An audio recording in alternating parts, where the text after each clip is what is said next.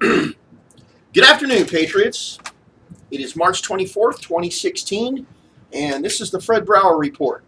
Facts versus fiction, logic versus chaos, and critical thinking versus propaganda. Once again, we have innocent, dead citizens. This time in Brussels, Europe, again, at the hands of radical Islam. And still, we have bleeding heart liberals, neocons, and milquetoast establishment Republicans crying about peaceful Muslims. I have a really good question. I have a really good question. There are 1.6 billion Muslims on this planet. Now, if there were, in fact, peaceful Muslims among that 1.6 billion, I want to know something.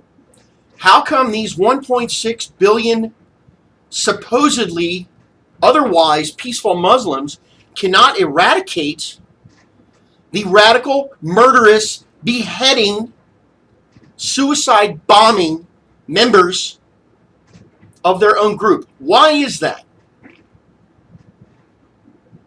Here in the United States, we have eradicated the KKK. We have eradicated violent groups among our own society and held them accountable. And yet, the 1.6 billion so-called peaceful Muslims on planet Earth cannot eradicate the murderous, violent members from their own political ideology. Now, I ask you again, why is that?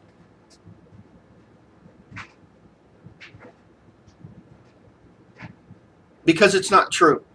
It is not true. The very ideology of Islam is the exact opposite of the fundamental principles we practice here in the United States of America. It is contrary to our Constitution. It is contrary to our beliefs. It's contrary to our traditional belief system.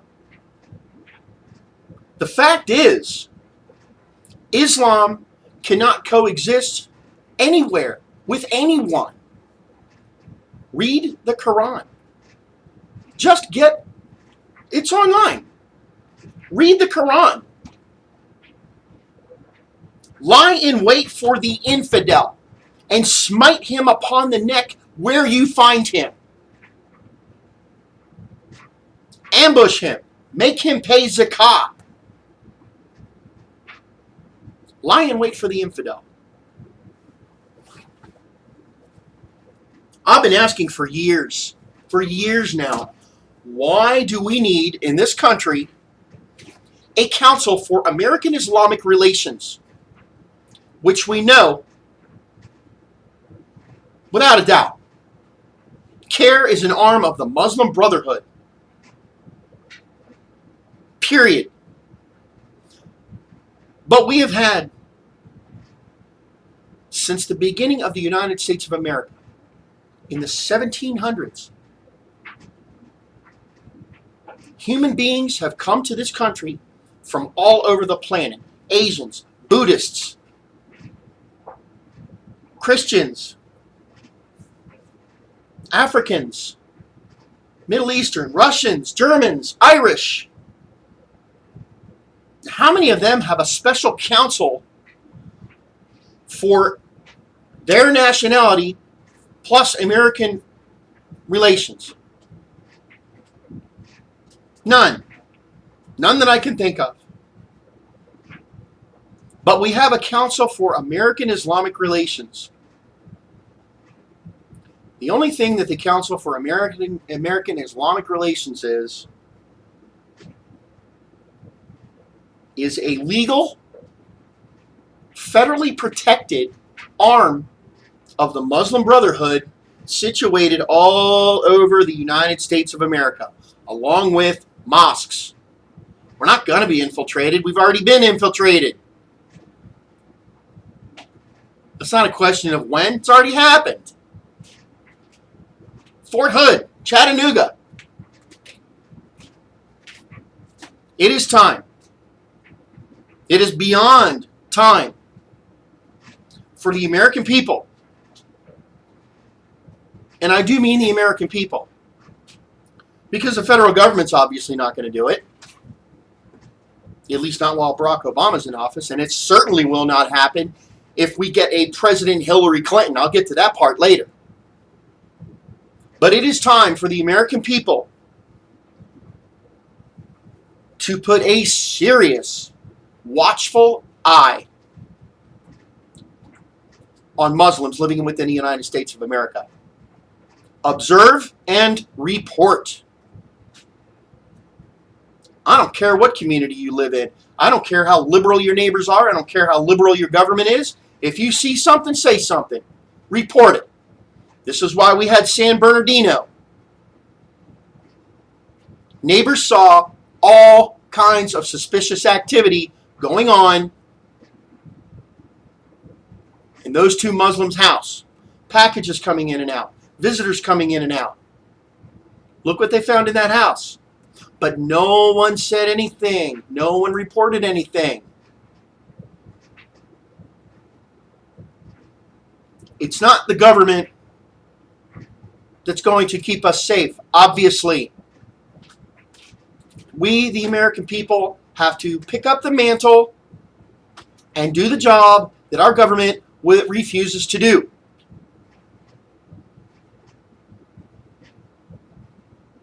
And we need to do that job after November 8th. Which brings me to my next topic. And I'm not going to talk about this very long, but I'm going to speak my piece. We only have two choices November 8th. Only two. You either vote against Hillary or you vote for Hillary.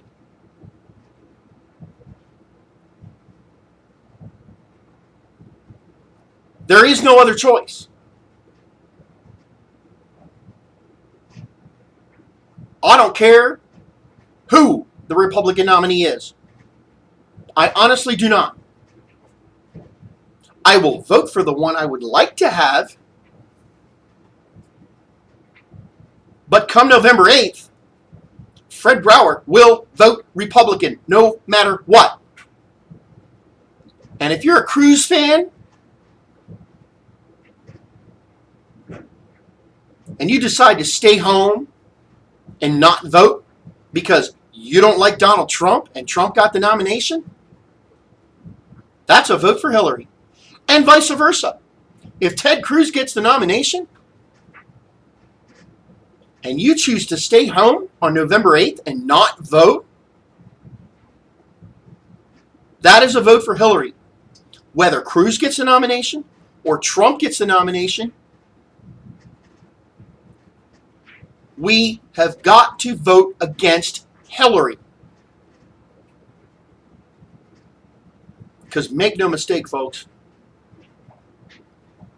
a President Hillary Clinton, even for 4 years, is a death sentence for this country. Think about this for a moment. Just think about this for a moment. Imagine a President Hillary. The border will not be closed. Illegal immigration will continue, if not get worse. The national debt has doubled under Barack Obama. So we will jump from 19 million. 4 years of Hillary, you can plan on 25, I said million, trillion. 19 trillion, 20 trillion. By 2020, you can count on 25 trillion. Hillary is not going to change any of Obama's policies. Hillary Clinton will be Obama on steroids. Look at her history. Look at her policies.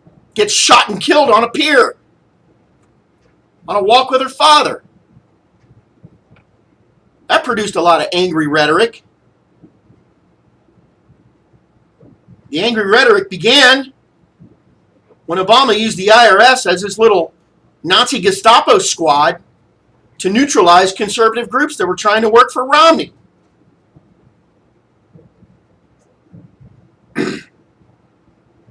The angry rhetoric began when a thug attacked a police officer, and shortly thereafter, the whole city went up in flames. Ferguson, over a lie. Hands up, don't shoot. This is a common tactic of the left. They take a lie and spin it and tell it over and over and over and over and over. You ever heard of Hitler? Ever heard of Vladimir Lenin? Tell a lie often enough and it becomes the truth. Communism 101, Marxism 101. Marxist propaganda 101. Repeat the lie as often as possible. The angry rhetoric began when a known drug dealer with multiple charges and convictions died in police custody in Baltimore. And that city went up in flames with millions and millions and millions of dollars of damage and destruction. Drugstores and liquor stores emptied in riots. And the fact is, that Freddie Gray shouldn't have even been on the street. He should have been an inmate. Look it up. Maryland Judicial Case Search. Freddie Gray. I lost count of the charges. There must have been like 10 pages of them. Distribution, manufacture, heroin, methamphetamine, possession of a weapon, illegal possession of a weapon. Over and over and over. 8 or 9 or 10 charges. I mean, and convictions. And how the heck, most of them got null pros. What's going on with the judicial system in Baltimore? That's another question. But the fact is, Freddie Gray shouldn't have even been on the street. He should have been incarcerated long ago. None of that should have happened.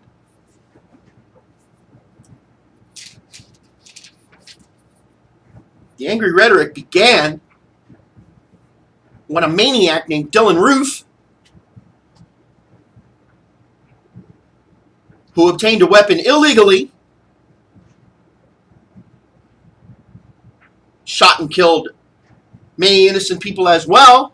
But what happened after that? Cultural Marxism, my friends. Cultural Marxism.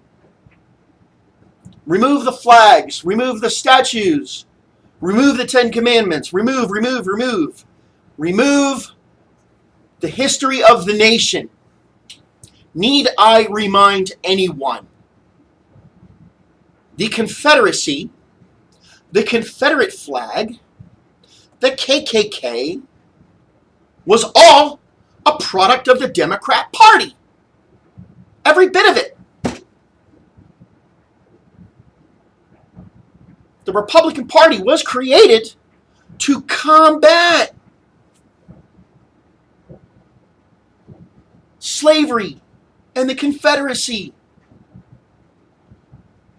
which was all a product of the Democrat Party. Look it up. Every Confederate state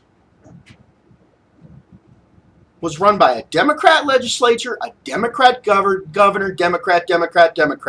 And when they lost the war, they created the KKK to terrorize what would become conservatives and freed slaves.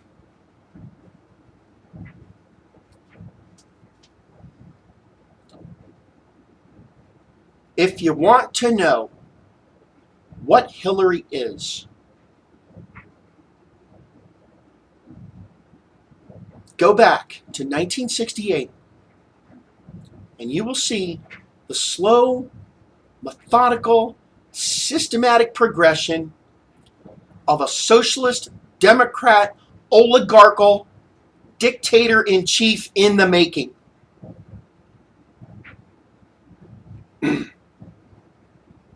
Hillary Clinton fell in love with Saul Alinsky at the age of 18 or 19 when she was still in college.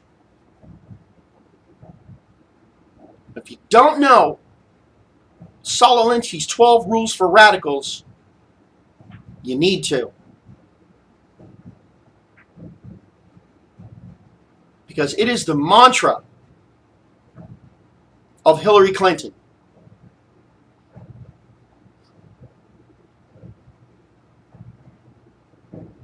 Rule number 1, power is not only what you have, but what the enemy thinks you have. Power is derived from two main sources, money and people. Let me repeat that. Money and people. Money. Like $250,000 fees for speaking at a college. Have-nots must build power from flesh and blood. These are two things of which there is a plentiful supply. Government and corporations always have a difficult time appealing to people, and usually do so almost exclusively with economic arguments. Rule number 2, never go outside the expertise of your people. Number 3, whenever possible, go outside the expertise of the enemy. Rule number 4, and there's more to each one. I'm reading the main gist of each rule. Rule number 4, make the enemy live up to its own book of rules. If the rule is that every letter gets a reply, send 30,000 letters.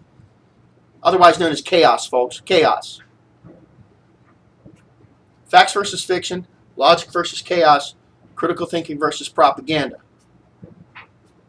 This is why that is my motto. Because the left, collectivists, progressives, liberals, Hillary, they thrive, they operate, they achieve their goal with fiction, lies, propaganda, and chaos.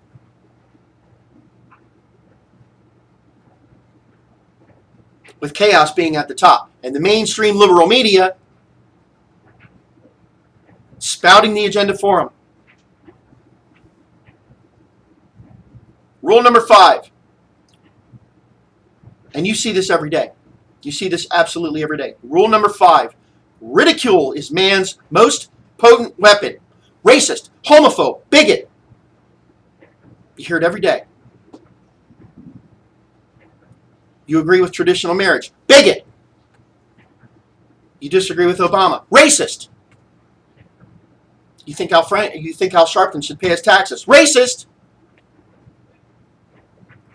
You don't like the taxes of Black Lives Matter. Racist. Racist, racist, racist, racist, racist. Ridicule is man's most potent weapon. There is no defense. It's irrational. It's infuriating. It also works as a key pressure point to force the enemy into concessions. Rule number 6, a good tactic is one your people enjoy. Rule number 7, a tactic that drags on too long becomes a drag. Rule number 8, keep the pressure on. Never let up. Where are we?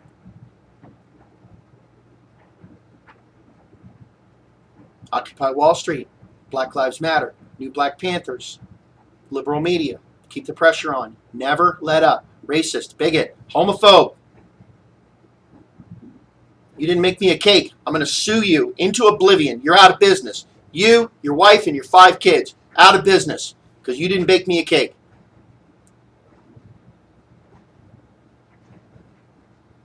Keep the pressure on. Never let up. Rule number 9. The threat is usually more terrifying than the thing itself. Rule number 10. If you push a negative hard enough, it will push through and become a positive. Rule number 11, the price of a successful attack is a constructive alternative.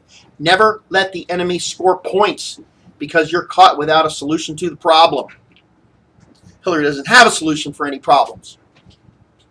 If you listen to her closely enough, She does not have any solutions. Her only solution is to eat the rich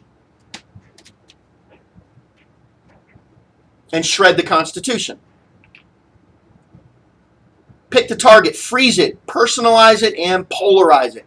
We see that every single day. Liberals get personal. You ever argued with one on Facebook? It takes them about 10 seconds to get personal. It takes them about 10 or 15 seconds to start coming out with the insults. You racist, you bigot, you Bible-thumping, gun-toting, right-wing nut. Happens every day, which is why I don't have any liberals on my Facebook list, because it's like talking to a tree. Actually, I've seen trees with more intelligence. Excuse me. Emory University. I think this happened yesterday, possibly the day before. Some students went around with chalk and they were writing Trump 2016, Trump 2016. This is all over the internet too. I got a fantastic response to that. And if you don't know the story about the Emory College students, please look it up, read it. These students saw Trump 2016 scrawled all over the place on their campus, and they're crying to the administration. They're traumatized. They want a safe space. They feel they don't think they should be going to school in fear over chalk drawings that say Trump 2016. Really? What is going on college campuses? Where are the administrations? I got a wonderful answer from Howie Skinner on Facebook, and I want to read it for you because it's priceless, and I love it. From Howie Skinner, excellent reply.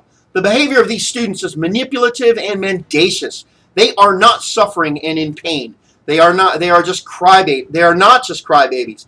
They are dogmatists and tyrants who are trying to suppress freedom of thought and expression by claiming to be victims who are oppressed and denied their human rights. This is much more serious than it appears to those who think the students are merely spoiled and pampered. Though the latter may be true, the real agenda is to eliminate the freedom of others to hold and express opinions with which the students happen to disagree. The craven and cowardly behavior of President Wagner is typical of university administrators who have long permitted the lunatics to run the asylum. Students are supposed to go to school and universities to study, learn, and prepare themselves for responsible citizenship and productive careers. Instead, since the 60s, the truly bizarre notion has taken root that students are somehow wise and enlightened, agents of social justice, and that they are going to university not to learn, but to teach, to protest, complain, demand, demonstrate, and throw hissy fits and temper tantrums until the university gives them what their immature and unenlightened and uneducated minds want. It is really a disgrace to see our universities misused in this way, and to watch those entrusted with operating them and educating future citizens and abdicate and betray their responsibilities in case after case in their Neville Chamberlain-like attempts to appease and ingratiate themselves with ignorant and manipulative students who do not know why they are enrolled in a university and who misuse and abuse that privilege to act up and act out their childish fantasies. Bravo, Howie Skinner. Thank you very much for that. I could not have possibly said that any better myself. Something needs to be done, and it needs to be done right now, right away, immediately. Parents of college students, Americans across the country that donate to various colleges and universities, we need to pull the plug. We need to pull the funding, and we need to hold these college administrations responsible.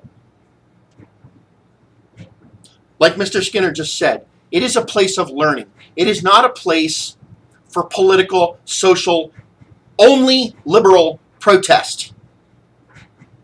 The First Amendment applies to all. It just doesn't apply to liberals, Marxist agitators, and unenlightened, barely out of childhood citizens burning up a university because they're not getting their safe space. I got news for you, kids. Life is not a safe space. That is all I have for today. Questions, comments, complaints, suggestions, stories, whatever. Please send them to fredforwethepeople@gmail.com. You can get me on facebook.com/FredForUSA. That's Fred, F-O-R, USA, spelled out, Fred for USA. Also, twitter.com/FredForUSA. You can find my blogs, this show, on patrioticwarriors.com, vigilantpatriots.com, and teapartycommunity.com, also on YouTube. I don't do any advertising. I have no corporate donors whatsoever. I rely on donations from patriots like you. If you would like to donate to the Fred Brauer Report, please do at www.gofundme.com/FredKKRP. If for any reason you would not like to use GoFundMe, please contact me by email, and I can provide an address for you where you can mail your patriotic donation to the Fred Brauer Report. Before I go, please, folks, do not forget Freedom Home for the Forgotten.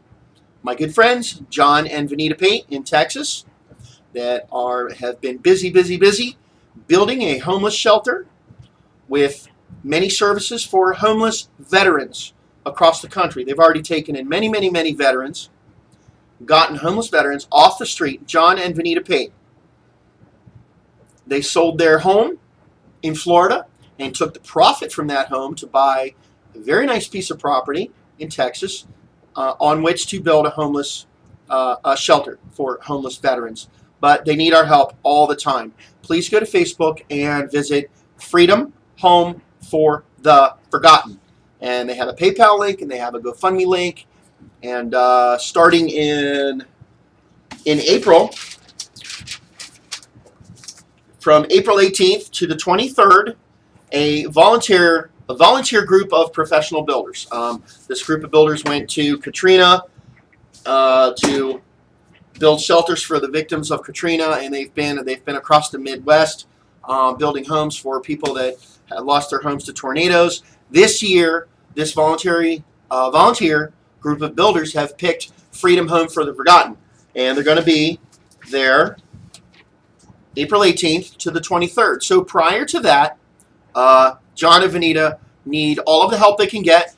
They need donations for materials, lumber, siding, nails, screws. I mean, you name it. You know what it takes to build shelters. Plumbing, all that stuff. If by any chance you can get there and put on a tool belt and swing a hammer, please do contact John and Vanita Pate. You can get them on Facebook. Freedom Home for the Forgotten. Also, I can't forget my good friend J. Michael Devereaux. Please visit www.libertyfarmco.com. And that is the horticultural training facility that J. Michael Devereaux built with his own bare hands to teach veterans how to farm indoors or outdoors and produce their own source of income. So please visit www.libertyfarmco.com. These are the only two advertisements you will ever hear me promote. I only promote things for veterans. That's it. I don't sell Excedrin. I don't promote pizza. The only thing I will ever promote are causes that help our veterans, because I believe our veterans are possibly the most important people in our country. There's only one kind of person that signs a blank check to keep us safe and protect our way of life, and that is our military. A blank check. up to and payable with their life. So if you know anything about me, you know I am pro-veteran 150%. Thank you very much, folks. Once again, questions, comments, you can get me at fredforwethepeople.com. No, I'm sorry. fredforwethepeople@gmail.com. Thank you very much, folks. Until next time, have a great day.